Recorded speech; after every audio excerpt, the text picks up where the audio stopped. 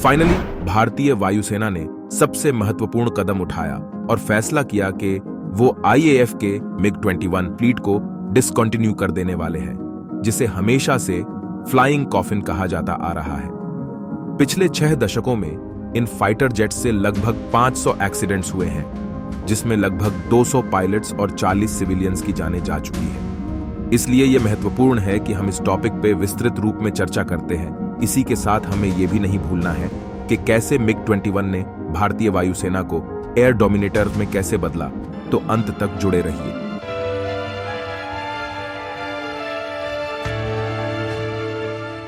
यह announcement Spain में भारतीय वायुसेना के प्रमुख एयर मार्शल VR चौधरी ने की थी। MiG-21 को बदलने के लिए भारतीय वायुसेना ने 100 नए भारतीय तेजस फाइटर जेट्स खरीदने का फैसला लिया है, विशेष रूप से LCA तेजस मार्क 1A जो HAL द्वारा निर्मित है।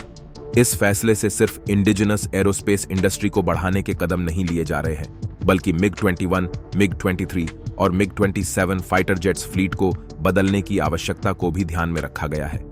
MiG-21 फ्लीट को डिसकंटिन्यू करने के लिए भारत अधिक इंडियन मेड LCA तेजस खरीद रहा है। इस आदेश के बाद LCA तेजस फाइटर जेट्स बड़े संख्या में भारतीय वायुसेना में प्रवेश करेंगे। आने वाले 15 सालों में IAF के पास 40 LCA तेजस, 180 LCA मार्क 1A और कम से कम 120 LCA मार्क 2 फाइटर जेट्स होने वाले हैं। ये ट्रांजिशन भारत के वायुसेना को मॉडर्नाइजेशन की ओर लेके जाएगा। उसी के साथ साथ डोमेस्टिक एरोस्पेस इंडस्ट्री को भी मजबूती देने वाला है। यह है भारतीय वायुसेना का प्लान कि वो 2025 तक सभी MiG-21 को डीकमीशन कर दिया देंगे। LCA तेजस के बारे में अधिक जानकारी के लिए मैंने अपने चैनल पर एक अलग से वीडियो बनाया है, तो जाइए और उसे देखिए। लेकिन अब चलिए बात करते हैं MiG-21 के बारे में, भारत के पहले सुपरसोनिक फाइटर जेट्स के बारे में। रशियन मेड MiG-21 एक ऐसा लेजेंडरी फाइटर जेट है जो भारतीय वायुसेना के इतिहास पर गहरा मार्क छोड़ गया है।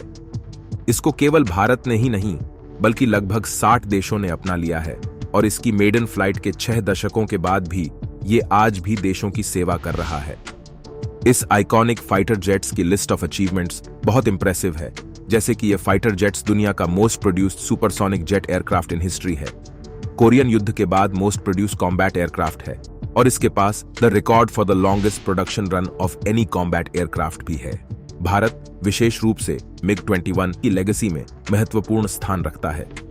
1961 में भारतीय वायुसेना ने MiG-21 को कई वेस्टर्न कॉम्पिटिटर्स के समक्ष चुना। सोवियत यूनियन ने भारत को फुल टेक्नोलॉजी ट्रांसफर और असेंबली राइट्स प्रदान करके डील को और भी अद्भुत बनाया। 1964 तक MiG-21 भारतीय वायुसेना का पहला सुपरसोनिक फाइटर जेट बन गया।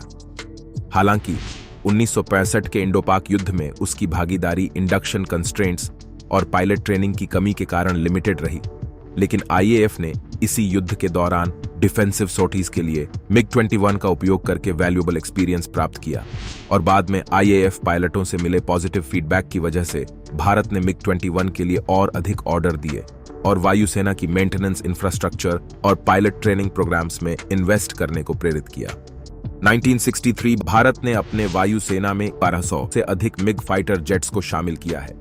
इस एंड्यूरिंग प्रेजेंस ने MiG-21 के सिग्निफिकेंस को भारत के एविएशन हिस्ट्री में अंडरस्कोर किया है। तो चलिए इसे फ्लाइंग कॉफिन के नाम से न बुलाएं और उन अनेक पायलटों के भावनाओं को ठेस पहुंचाए जो इस फाइटर जेट्स में शहीद हुए हैं, और ऐसे ही MiG-21 को एक सकारात्मक रूप से अलविदा करें। इसके बजाय चलिए भारत और उसके माइटी MiG-21 के कनेक्शन पर बात करें। भारतीय वायुसेना की MiG-21 फ्लीट की एक्सपेंशन ने भारत के और रूस के मिलिट्री पार्टनरशिप इतिहास में महत्वपूर्ण स्थान प्राप्त किया। इस कोलैबोरेशन ने भारत ने अपनी वायुसेना को मजबूत बनाना और चीन के साथ साथ पाकिस्तान दोनों से आने वाले खतरों का इफेक्टिवली काउंटर थ्रेट से सामना करने में सहायक बनाया।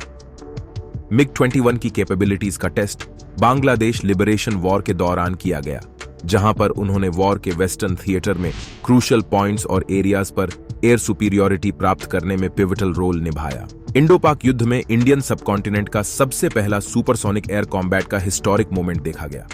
एक भारतीय MiG-21 ने अपने GSH-23 ट्विन बैरल्ड कैनन का उपयोग करके एक पाकिस्तानी F-104A स्टारफाइटर को मार गिराया। युद्ध के समाप्ति तक IAF MiG-21 ने सफलतापूर्वक 4 PAF F-104A, 2 PAF Shenyang F-6s, एक PAF north American F-86 sabre और एक PAF लॉकहीड C-130 हरकुलीज का सामना किया और उन्हें मार गिराया। But it's worth noting that जबकि 2 F-114 को कंफर्म्ड किल्स किए, 2 अन्य को MiG-21 फाइटर जेट्स द्वारा गंभीर रूप से डैमेज्ड किया गया था, जिसके परिणाम स्वरूप पाकिस्तान ने युद्ध के तुरंत बाद सभी F-104 को डीकमीशन कर दिया। एक वेस्टर्न मिलिट्री एनालिस्ट के अनुसार इंडो पाक युद्ध में भारत के MiG-21 फेल और F-104A स्टार फाइटर के बीच एंटिसिपेटेड एयर कॉम्बैट में इंडिया की कौशल क्लियर रूप से दिखाई दिया और इसी प्रदर्शन ने इंटरनेशनल अटेंशन को आकर्षित किया, जिसके परिणाम स्वरूप इराक जैसे कई देश भारत से MiG-21 पायलट ट्रेनिंग के लिए आए और ऐसे ही अर्ली 1970s तक 120 से अधिक इराकी पायलटों ने भारतीय वायुसेना से ट्रेनिंग कंप्लीट कर ली। इतिहास के इस चैप्टर ने MiG-21 को भारत के सेना इतिहास में एक फॉर्मिडेबल एसेट के रूप में स्थापित किया। कारगिल युद्ध के दौरान एक MiG-21 को पाकिस्तानी सैनिक ने एक shoulder fired MN pads missile का उपयोग करके गिराया, लेकिन 10 अगस्त 1999 को भारतीय वायुसेना के 2 MiG-21 FL ने एक Pakistani brigade 1150 Atlantic maritime petrol aircraft को R-60 मिसाइल का उपयोग करके गिराया, जिसमें सभी लोगों की मौत हो गई। 2019 के जम्मू और कश्मीर एयर स्ट्राइक्स के दौरान पाकिस्तान वायुसेना ने एक भारतीय MiG-21 को गिराया और उसके पायलट अभिनंदन वर्धमान को कैप्चर कर लिया, लेकिन 60 घंटे के बाद PAF ने पायलट को भारत को सौंप दिया, जिसे बाद में भारतीय सरकार द्वारा वीर चक्र से सम्मानित किया गया। इसीलिए अंत में उचित सम्मान के साथ सबसे प्रभावी, आश्चर्यजनक और जटिल फाइटर जेट को अलविदा। तुम्हें याद करेंगे।